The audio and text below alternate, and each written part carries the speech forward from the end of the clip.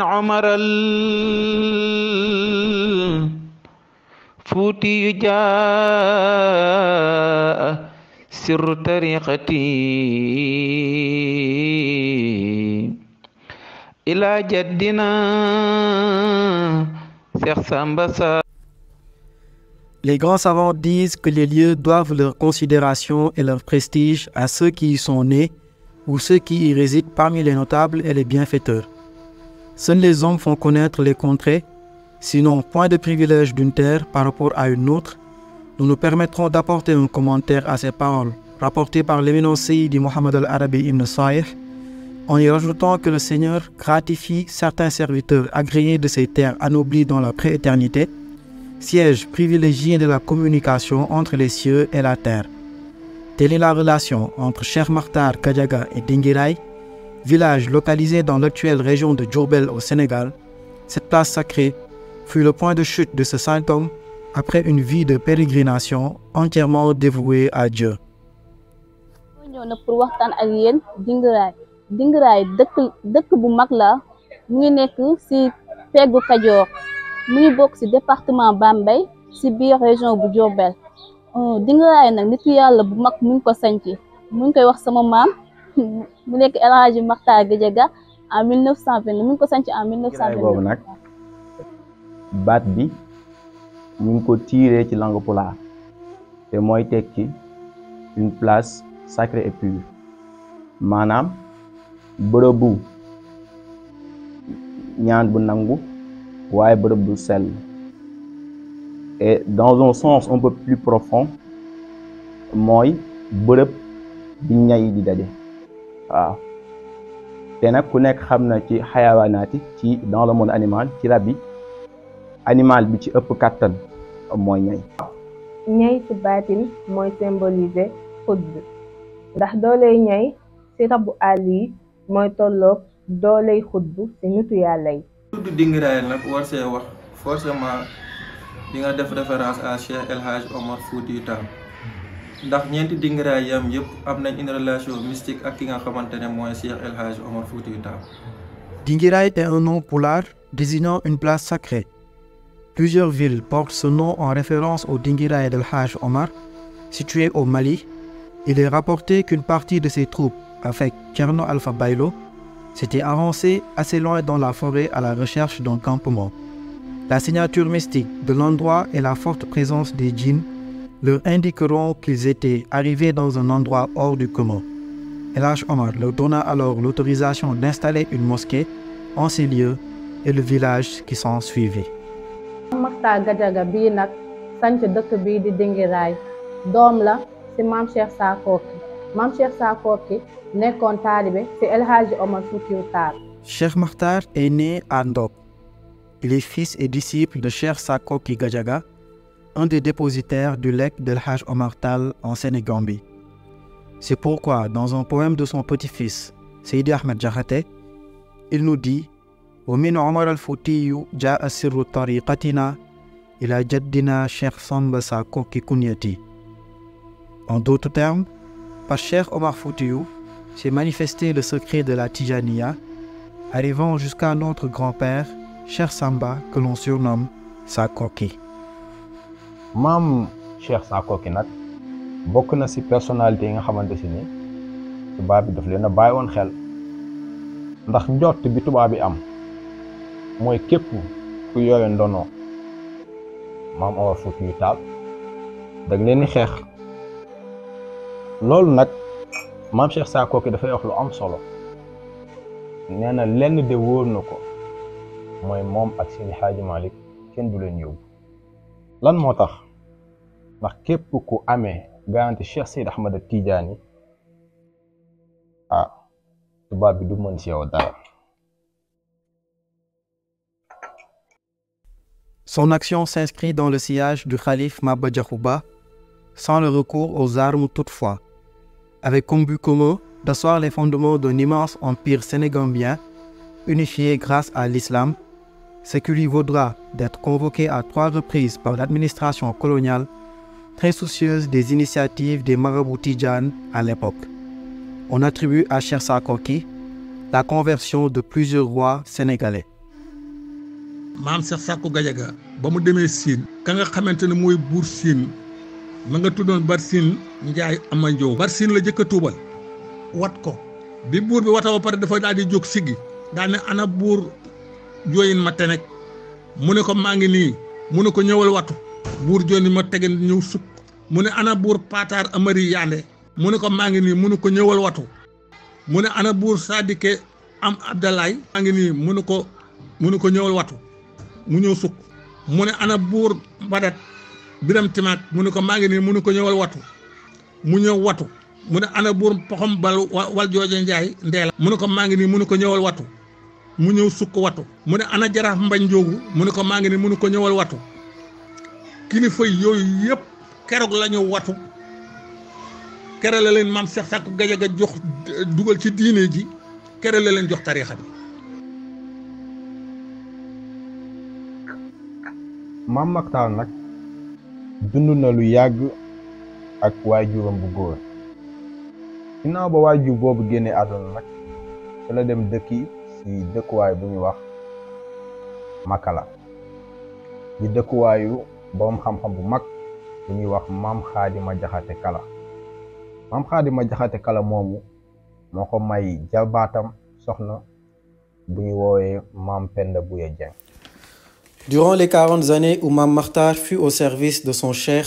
Sakko Gadiaga, sans autre but que la satisfaction de son maître, il fit sien le hadith d'Anas radiallahu anhu dans lequel il dit « J'ai servi l'envoyé de Dieu sallallahu alayhi wa sallam pendant 10 ans et il ne m'a jamais dit pourquoi as-tu fait ceci ou cela. » Cheikh Sakko, arrivant à la fin de sa mission,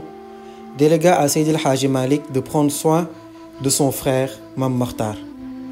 Et ceci, après avoir remis aux sages de Tivaouane le creuset des secrets qu'il avait hérité de leur maître en commun, Cheikh Omar Al-Fouti, car Maodo fut celui en qui l'essentiel de l'héritage omarien disséminé au Sénégal fut réunifié. Mam Maktar ku amoon wóllëre la ak Cheikh Seydi El Hadji Malick wóllëre boobu moo ngi juddoo ci ndénkaane bi maam Cheikh Sakko waxoon Maodo ba tax Mam Maktar def juróom-ñaari at ca Tivaouane ci wetu Maodo. Mam Maktar séjourna donc un temps à Kër Makala.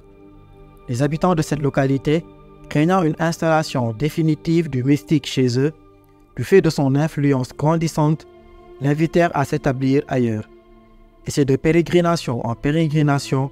que l'emplacement de Dinguiraye lui fut dévoilé.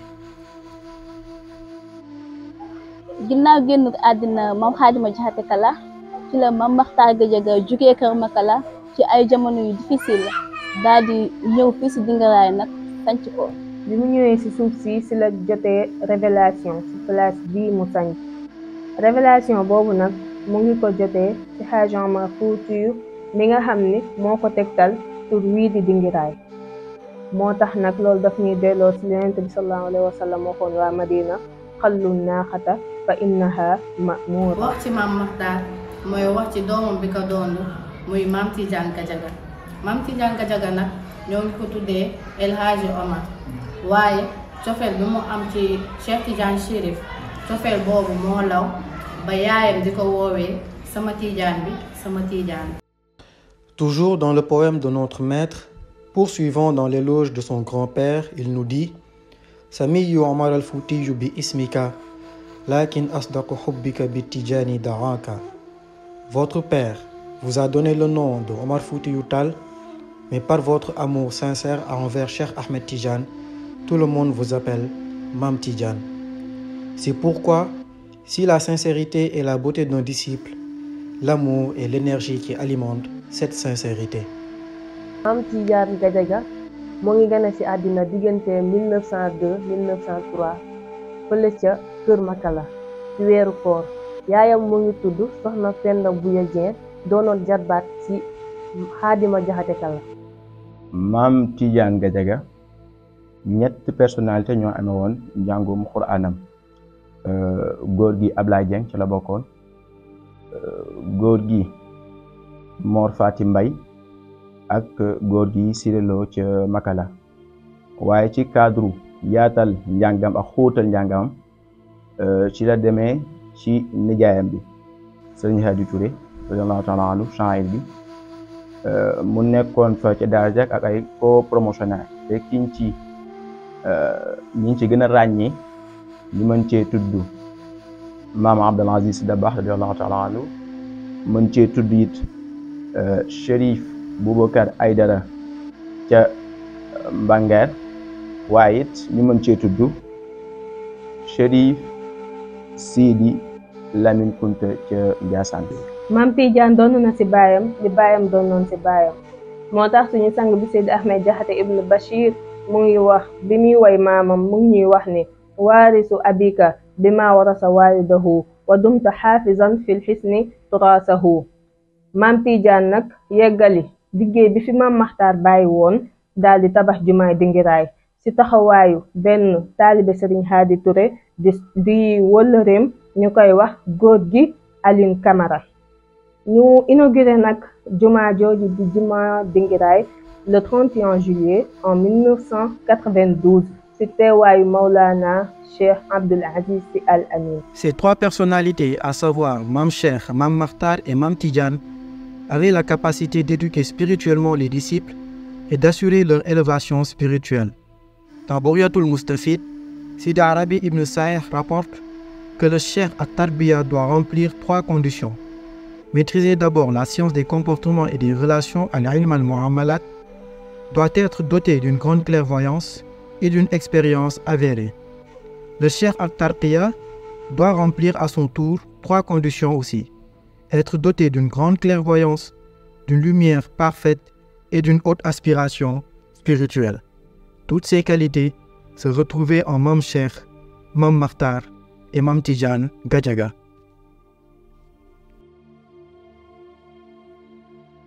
waaw soxna Ami waxtaan ci Maam Tidiane nag mënoo ko def te waxtaanoo ay jikko yi nga xamante ne moo taxoon ñëpp sopp ko ndax loolu moo ñuy jariñ ci moom bokk na ci jikko yi mooy dalaan digle lu baax waaye mu nekk moo tax sëtam bi ci Seydi Ahmed am koy way ca xasidaam ba mu ne aliftu bi jaddi bil ma'rufi amiru mu ne ku miinoon laa ci sama maam di Maam Tidiane muy digle lu baax nee na gannaaw ga nag ci laa fase sama jom te mooy waxta daytu bi fii bil bon bi mun këru nee na ci laa fase sama jom roy ci moom sori lu bon miin ci moom digle lu baax waaye fas sama jom sori lu bon roy ci moom sori lu bon ba tey ci xasida ba mu joxe nag message bi nga xam ne moom la Maam Tidiane daan joxe muy message bu solennel daan ko jox waa dëkk bi waaye tamit di ko jox tamit ñi nga xam ne ñoo fi dikk pour mën a jëriñoo liñ doon wax ci Dingiraay te mooy képp koo xamante ni yaa ngi ñëw Dingiraay wa daminte li Dingiraay ablaxat bi kullima kasabat bi xayrin in qulubu salima mu ne Dingiraay de li nga xam ne moo fi nekk ci yiw ak ci mbaax ak ci héritage ak ci leer ak ci xam-xam képp koo xamante ni bëgg nga jëriñoo yiw boobu ne da benn condition rek la ñu ne ko lan mooy condition bi mu ne in qulubu salima mooy bu seen xol yi sellee ànd nekk benn. Dingiraay seede leen mama way El Hadji Tidiane mi Dingiraay seede leen mama way El Hadji Tidiane mi Mam Makhtar mi mooy baayam Mam Penda bu yaay yaayam Bara Penda bu yaay rakkam jikko mi moo kulóoru juddoom bi moo rafet jikkoom yi ñëw gën ko rafet gannaaw rafet kanam yal na rafet yawmal qiyaam as démb jëmul juddoom as diine jëmul jikkoom as njaboot yabul meloom as jamono dabul ngorom libaasu taqwa mooy colom laxoso nëbbu mooy kaalam yatmaandu moo dib kanam di ca sàmm di nekk ngorom jug taxaw wuf ay rakkam jugu taxaw boot ay doomam jarbaatam ak ay sëtam ñépp mu yiir ci biir cëram taalibe yi na ngeen taxaw fonkal aas ak njabootam def ndigal bàyyi tere ku ko ci def dox jëm kanam waaw taalibe yi na ngeen taxaw fonkal aas ak njabootam def ndigal bàyyi tere ku ko ci def dox jëm kanam kon suma salaatu wa salaam ala nabi xayril anam wa alihi sahbin kiram xewal gu sax di dem